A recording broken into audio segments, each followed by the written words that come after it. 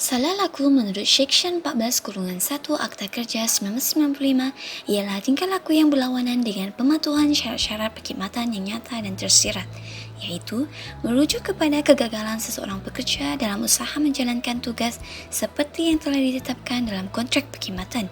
Undang-undang mengiktiraf kuasa majikan bagi mengenakan hukuman. Namun, sebelum menjatuhkan hukuman, majikan perlu melakukan siasatan dalaman atau domestik terlebih dahulu.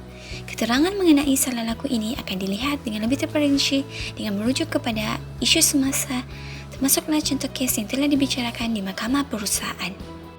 Satu lagi kes menarik yang berlaku pada tahun 2013 di antara Ramesh, anak lelaki Kanaya dan Toyochem Specialty Chemicals dan Berhad. Dalam kes ini, seorang pekerja wanita membuat aduan kerana diganggu oleh seorang pekerja lelaki, iaitu pihak menuntut dengan cara menyentuh atau memegang tangan pihak pengadu tanpa kerelaannya. Kedua, secara lisan dan isyarat. Maka, pihak syarikat menjalankan siasatan dalaman dan Mahkamah Perusahaan mendapati bahawa penamatan perkhidmatan pihak menuntut adalah dengan sebab atau alasan yang adil setelah dibuktikan. Kes ini juga boleh dikaitkan dengan kod amalan gangguan seksual, iaitu Code of Practice. Kedua, kanun kesiksaan. Ketiga, bagi melibatkan perkhidmatan awam akan merujuk kepada Pakaliling Perkhidmatan Bilangan 22 tahun 2005. Keempat, Seksyen 20 Akta Perhubungan Perusahaan 1967 merupakan satu lagi mekanisme yang boleh digunakan oleh pekerja yang menjadi mangsa kepada gangguan seksual. Melalui peruntukan ini, mangsa boleh memohon remedi daripada Mahkamah Perusahaan berhubung dengan pemecatan secara tidak adil dan munasabah, khususnya bagi kes pemecatan konstruktif.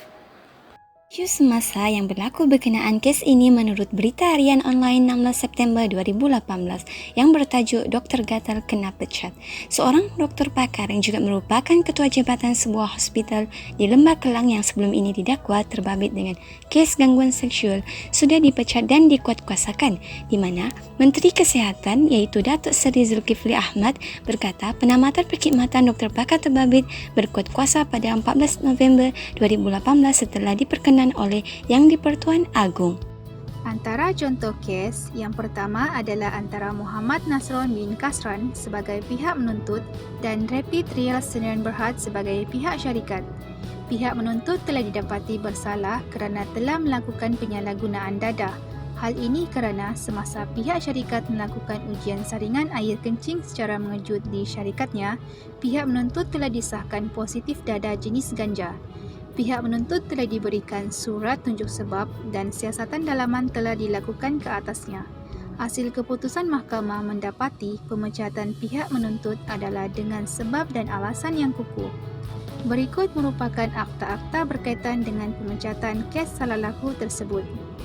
Isu semasa berkenaan kes ini, menurut Sinar Harian 7 Januari 2020, Kuala Terengganu, seorang pegawai kanan berpangkat Assistant Superintendent adalah antara 13 polis dari kontijen Terengganu yang dibuang kerja pada tahun lalu akibat penyalahgunaan dadah. Seterusnya adalah contoh kes Haryana binti Mamat sebagai pihak menuntut dan Rapid Sdn Berhad sebagai pihak syarikat.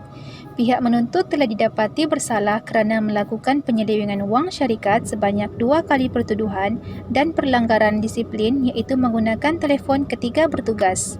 Hasil keputusan mahkamah, pemecatan pihak menuntut adalah dengan sebab dan alasan yang kukuh.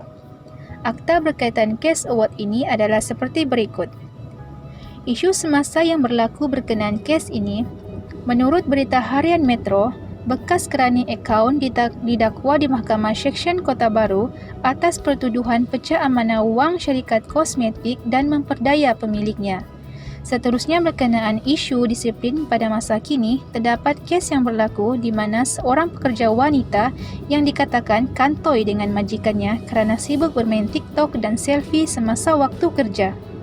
Kes seterusnya juga melibatkan salah laku, iaitu kes ini mengenai pembuangan kerja Saiful Bahari bin Baharudin, pihak yang menuntut oleh Negeri Sembilan Semen Industri Sdn Bhd pihak syarikat pada 5 Jun 2012.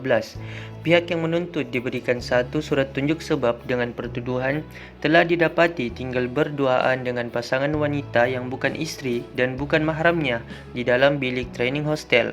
Perbuatan itu sangat tidak bermoral dan satu kesalahan salah laku yang berat serta menjejaskan imej syarikat. Di dalam kes ini, suatu siasatan dalaman telah dijalankan oleh pihak syarikat. Mahkamah berpuas hati bahawa semua keterangan yang dikemukakan dan hukuman yang dikenakan adalah setimpal dengan salah laku yang dilakukan dan pembuangan kerja adalah atas sebab yang wajar dan adil. Kes ini boleh dikaitkan dengan Kod Amalan Gangguan Seksual, Kanun Keseksaan. Walau bagaimanapun, hanya pengawal terbabit dan pasangannya dikenakan tindakan dan akan didakwa mengikut Seksyen 9-1-2 Enakmen Kanun Jenayah Syariah Kedah 1988 kerana disyaki berkhalwat manakala rakannya dituduh bersubahat. Menurut Berita Harian 2 Februari 2009, pengawal sekolah agama khalwat. 2 pengawal keselamatan wanita dicekup berkhalwat bersama penyelia asrama di sebuah rumah sewa di Kampung Titi Besi, Kepala Batas. Kegiatan maksiat itu dipercayai berleluasa sejak sebulan lalu dan dihidu penguatkuasa JAIK selepas menerima aduan orang awam yang tidak tahan melihat kejadian tidak bermoral mereka. Kesimpulannya, terdapat sebilangan kecil pekerja dalam sesebuah organisasi yang boleh dianggap sebagai pekerja bermasalah. Walau bagaimanapun, isu mereka perlu ditangani dengan berhati-hati kerana kegagalan berbuat demikian akan meninggalkan impak yang bukan sahaja boleh menjejaskan prestasi pekerja berkenaan tetapi juga secara amnya motivasi dan prestasi pekerja lainnya. Oleh hal yang demikian, sistem kehakiman diperlukan bagi menangani dan menyelesaikan semua hal tersebut.